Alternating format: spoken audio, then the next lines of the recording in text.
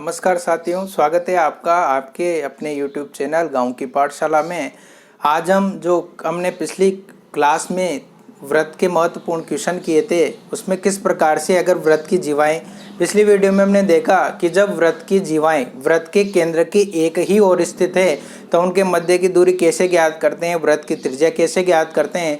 आज हम इस प्रकार उसी क्रम को आगे बढ़ाते हुए हम उसमें थोड़ा सा चेंज करके उस प्रकार के क्वेश्चन करेंगे कि अगर व्रत की जीवाएं व्रत के केंद्र के विपरीत और स्थित हो तो उनके मध्य की दूरी क्या होगी। तो शुरू करते हैं। ये क्वेश्चन बहुत इंपॉर्टेंट है और हर बार बोर्ड एग्जाम में पूछ ही लिया जाता है। तो देखिए किस प्रकार सोल्व करते हैं। क्वेश्चन है अपने पास कि 10 सेंटीमीटर त्रिज्या के एक वृत्त में दो समांतर जीवाओं की लंबाई दे रखी है। इसमें पहली जीवा की लंबाई 12 सेंटीमीटर और दूसरी जीवा की लंबाई 16 सेंटीमीटर दी गई है। ए बी और सी डी के मध्य दूरी ज्ञात करनी है। यदि जीवाएं कब ज्ञात करनी है, केंद्र के एक ही ओर स्थित हो और केंद्र के विपरीत ओर स्थित हो। ऐसा क्वेश्चन सिलेक्ट किया है दोस्तों, जिस एक क्वेश्चन की सहायता से आप इस प्रश्नावली में जितने भी प्रकार के क्वेश्चन है वो आप आसानी से सॉल्व कर सकते हो। तो देखिए एक वृत्त दे रखा है जिसकी त्रिज्या है अपने पास 10 सेंटीमीटर। वृत्त की त्रिज्या कितनी दे रखी है, 10 सेंटीमीटर वृत्त की त्रिज्या दे रखी है। दो जीवाएं हैं ए बी और सी डी। ए बी जीवा की लंबाई दे रखी है अपने लिए 12 सेंटीमीटर और सी डी जीवा की लंबाई दे रखी है दोस्तों 16 सेंटीमीटर। हमें क्या ज्ञात करना है, हमें ज्ञात करना है कि जब इन दोनों जीवाओं के मध्य की दूरी ज्ञात करनी है कब, जब दोनों जीवाएं केंद्र के एक ही ओर स्थित हो और केंद्र के विपरीत ओर स्थित हो। देखिए किस प्रकार सोल्व करते हैं। पहले सोल्व करेंगे कि जब केंद्र के एक ही ओर स्थित हो। तो जब केंद्र के एक ही ओर स्थित हो, ये मैंने डायग्राम बना दिया है। जब पिछली क्लास में हमने लास्ट क्वेश्चन किया था वो भी लगभग इसी प्रकार का था, पर हमें उसमें क्या करना था, उसमें वृत्त की त्रिज्या ज्ञात करनी थी। तो देखिए किस प्रकार सोल्व करते हैं। हम सबसे पहले लेते हैं त्रिभुज। हमें क्या करना है, समकोण त्रिभुज लेकर पाइथागोरस प्रमेय की सहायता से जो अननोन है उसको हम निकाल सकते हैं। अब आपको बता दूं, जैसे ये 12 सेंटीमीटर की है तो ये दोनों का समद्विभाजक करेगी तो 6 सेंटीमीटर की हो जाएगी। इसकी पूरी लंबाई 16 सेंटीमीटर है तो ये कितनी हो जाएगी भुजा, 8 सेंटीमीटर की हो जाएगी। तो देखिए त्रिभुज सबसे पहले CMO में क्या करेंगे, त्रिभुज CMO में। तो त्रिभुज CMO में देखिए कर्ण का स्क्वायर, कर्ण का स्क्वायर क्या है, CO का स्क्वायर। तो CO का स्क्वायर बराबर आधार स्क्वायर यानी कि CM का स्क्वायर प्लस MO का स्क्वायर। कौन सा रूल लगाया, कर्ण स्क्वायर बराबर आधार स्क्वायर प्लस लंब स्क्वायर। ठीक है। अब आप देख सकते हैं कि कर्ण स्क्वायर, तो कर्ण का मान कितना दे रखा है अपने लिए। देखिए क्वेश्चन में कर्ण कितना दे रखा है, क्वेश्चन में कर्ण दे रखा है अपने लिए 10 सेंटीमीटर। तो 10 का स्क्वायर बराबर CM स्क्वायर। अब CM स्क्वायर क्या है, 8 सेंटीमीटर दे रखा है तो 8 का स्क्वायर प्लस MO तो हमें पता ही नहीं है तो हम क्या लिखेंगे, MO स्क्वायर। तो देखिए ये हो गया 100 बराबर 8 का स्क्वायर 64 प्लस MO स्क्वायर। तो MO स्क्वायर कितना हो गया, 100 में से 64 गए तो कितने बच गए साहब, 36। तो OM भुजा MO को या OM भुजा को कितनी हो गई, 6 सेंटीमीटर। हमें क्या प्राप्त हो गया, MO। इसकी दूरी तो हमें ज्ञात हो गई, पर हमें तो ये दूरी थोड़ी ज्ञात करनी है, हमें तो ये वाली दूरी ज्ञात करनी है जो दोनों क्या है, दोनों जीवाओं के मध्य की दूरी ज्ञात करनी है हमें। तो पुनः दूसरा त्रिभुज लेते हैं। त्रिभुज कौन सा, ANO में, त्रिभुज ANO में। अब देखिए त्रिभुज ANO में क्या है, कर्ण स्क्वायर। बताओ कर्ण कौन सा है, बता सकते हो आप, कर्ण कौन सी भुजा रहती है, 90 डिग्री के सामने वाली भुजा कर्ण। तो कर्ण कौन सी भुजा हो जाएगी, AO। तो AO का स्क्वायर बराबर आधार का स्क्वायर यानी कि AN भुजा का स्क्वायर प्लस कौन सा, ये पूरी दूरी, लंब कितना हो जाएगा, पूरी ये वाली दूरी कौन सी, ON का स्क्वायर। तो ये हो गया ON का स्क्वायर। तो देखिए AO का स्क्वायर, कर्ण कितना है, त्रिज्या वृत्त की 10 का स्क्वायर बराबर AN कितना दे रखा है, ये पूरी 12 है तो ये कितनी हो जाएगी, 6 का स्क्वायर प्लस ON का स्क्वायर। ठीक है, आसानी से समझिए, धीरे धीरे समझिए, किसी प्रकार की कोई जल्दी नहीं है। बोर्ड एग्जाम में पूछा जाता है दोस्तों ये क्वेश्चन, अगर आप इसे अच्छी तरह समझ लेंगे तो वहाँ पर करने में किसी भी प्रकार की कोई परेशानी आपको नहीं होगी। तो देखिए ये हो गया 100 बराबर 6 का स्क्वायर 36 प्लस ON स्क्वायर। अब हमें ON का मान निकालना है, इसका मान निकालना है ON का। तो हम लिख सकते हैं कि ON स्क्वायर बराबर पक्षांतरण कर दो, 100 माइनस 36 कितना हो गया 64 प्राप्त हो गया। तो ON बराबर कितना हो गया रूट में 64। अब 64 का वर्गमूल कितना होता है, तो 64 का वर्गमूल कितना होता है 8। हमें क्या प्राप्त हो गया ON भी प्राप्त हो गई। अब देखिए OM दूरी है वो कितनी प्राप्त हो गई हमें 6 सेंटीमीटर। यहाँ से यहाँ तक की दूरी तो कितनी प्राप्त हो गई, ये तो हो गई 6 सेंटीमीटर प्राप्त। और जो ये पूरी दूरी है ये कितनी प्राप्त हो गई, और जो ये पूरी दूरी है यहाँ से यहाँ तक की ये कितनी दे रखी है 8 सेंटीमीटर प्राप्त हो गई। तो हमें निकालना क्या है ये वाली दूरी। अगर हम पूरी दूरी में से ये वाली दूरी निकाल देते हैं तो कौन सी शेष बच जाएगी ये। तो हम लिख सकते हैं पूरी दूरी यानी कि ON माइनस अगर ON भुजा में से हम OM निकाल देते हैं तो हमें क्या प्राप्त हो जाता है MN।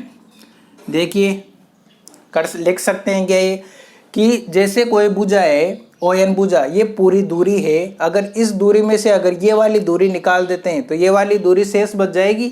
हमें ज्ञात भी यही करना है। तो देखिए ON क्या है, ON की लंबाई हो जाएगी 8 माइनस OM कितना दे रखा है 6 और हमें दूरी क्या निकालनी है MN। तो MN बराबर कितना हो जाएगा 2 सेंटीमीटर। तो जीवाओं के मध्य दूरी क्या हो जाएगी, जब वो वृत्त के एक ही तरफ स्थित हो तो उनके मध्य की दूरी कितनी हो जाएगी 2 सेंटीमीटर। इसे एक बार अच्छी तरह आप समझ लीजिए, फिर हम इसके दूसरे पार्ट को सोल्व करते हैं। कब, जब केंद्र के विपरीत ओर हो, जीवाएं दोनों क्या हो केंद्र के विपरीत ओर। ये तो कब सोल्व किया हमने, जब जीवाएं क्या है केंद्र के एक ही तरफ स्थित हैं।